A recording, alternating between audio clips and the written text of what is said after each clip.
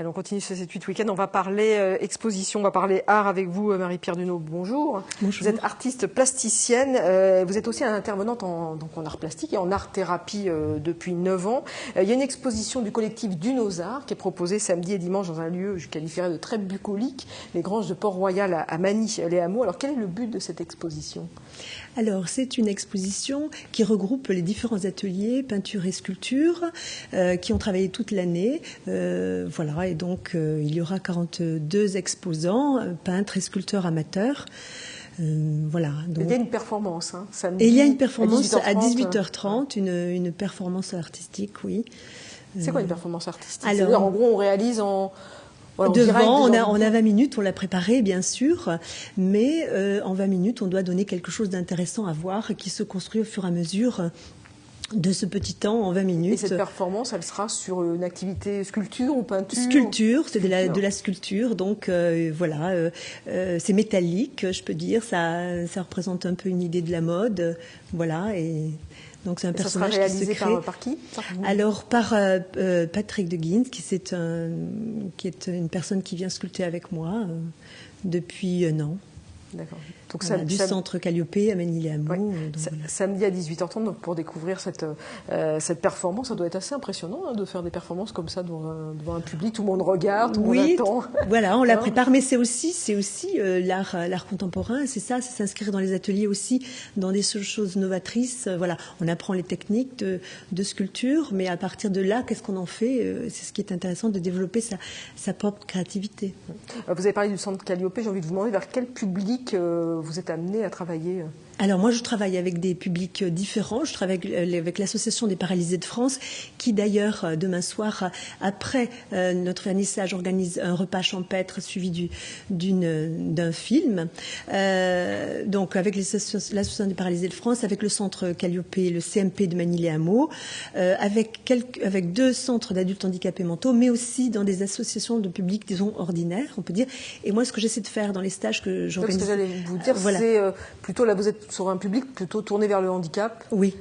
Et oui, voilà, mais ce qui est important, c'est que l'art dépasse pour moi la question du handicap, et donc l'important c'est de développer sa propre créativité, et dans son dernier moyen, c'est aller vers l'extérieur, et c'est intéressant d'organiser des stages très ouverts, voilà. Et donc c'est ce que je fais depuis 1 an et demi maintenant, à l'abbaye de Port-Royal, puisque bon, voilà, le conservateur nous a proposé au sein de votre association qui s'appelle L'Art en Tête. Qui s'appelle L'Art en Tête, l'association L'Art en Tête, qui est à Magny-les-Hameaux, voilà. Et donc nous organisons, j'anime ces stages de sculpture. Alors c'est des stages de sculpture, donc oui, pour tout public, c'est-à-dire que... Tout public adulte, enfin, ou adolescent, mais disons pas trop jeune. Voilà, et donc nous sculptons le béton cellulaire. Ensuite, quand on est un petit peu aguerri, on travaille une pierre tendre jusqu'à des pierres plus dures, toute la semaine. Et comment ça se passe en fait, j'allais dire ce mélange, mais le mot n'est pas très très heureux, oui. Mais comment ça se passe, cette mixité entre personnes dites ordinaires, le mot n'est pas beau encore, oui, voilà, oui. Pas en trouver d'autres, c'est difficile, oui. Et puis des personnes qui pourraient avoir des handicaps moteurs ou psychiques même. Oui, bah, tout à fait, ça se passe très très bien, il n'y a aucun souci, puisque là on est dans une pratique, bon, de toute façon il y a une aide, moi il y a 8 personnes dans le stage, donc je ne suis pas forcément près de toutes les personnes en même temps, et il y a naturellement une aide qui se fait, et un échange de vécu qui aide aussi à la créativité, hein, on peut dire. Voilà. Donc un vrai échange, effectivement. Un vrai échange, voilà. D'accord. Quel est le fer de lance de votre action alors ? C'est ce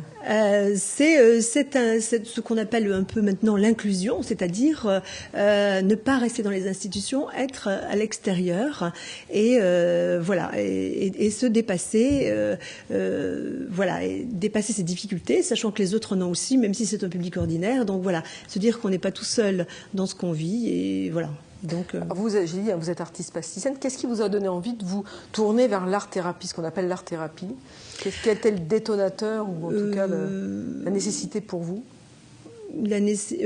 C'est-à-dire que j'ai toujours travaillé dans le social, donc j'ai travaillé dans l'insertion, et puis naturellement j'ai aidé des éducateurs à monter des ateliers de poterie, de modelage, de sculpture, et j'ai vu que il y avait vraiment un travail à faire dans ce domaine-là, et donc c'est pour ça que je me suis lancée, mais pas dans les institutions, vers l'extérieur. Et comment on travaille avec ces publics si différents? Il y a, je présume, une attention très particulière qui est portée sur certaines pathologies. Est-ce qu'il y a une façon de travailler, ou parce que finalement vous travaillez de la même manière? Non, il y a une attente, il y a un travail individuel qui se fait, parce que tous ne partent pas du même point. Donc il y a des personnes qui n'ont qu'une main pour travailler, et pourtant à la fin elles peuvent travailler sur une pierre dure, faire un bas-relief au départ, et après venir. Et je crois que justement, le travail d'art-thérapie, c'est qu'on oublie ce qui nous arrive, et être ancré dans sa difficulté, on la dépasse, mais petit à petit. Et le résultat, alors, est-ce qu'il y a un suivi? Le résultat, ce sera ce week-end, voilà. Individualisé de vos élèves. Là, c'est le résultat, effectivement, on peut le voir concrètement ce week-end au Granges de Port-Royal, mais il y a un suivi des élèves, c'est-à-dire que vous les suivez sur plusieurs années. Bien sûr, sur plusieurs années. Et vous voyez une amélioration, en tout cas une évolution de leur comportement, une ouverture vers les autres? Bien sûr. Dans un certain lieu, les gens que l'on accueille ont eu des difficultés psychiques, suite à des deuils, enfin voilà. Et la question artistique permet de dépasser ces difficultés-là, d'aller vers autre chose, se découvrir autrement. Donc vous avez forcément des beaux souvenirs. Oui. D'ailleurs, des belles histoires, non? De belles histoires, oui. De belles histoires, tout à fait. Merci à Marie-Pierre Denoue d'être venue sur le plateau de 7-8 Week-end. Donc je rappelle que l'exposition à Manille-les-Hameaux, c'est ce week-end. Donc samedi et dimanche. Voilà, il y a de 11h à 18h. Et puis surtout, samedi et dimanche, 18h30, voilà.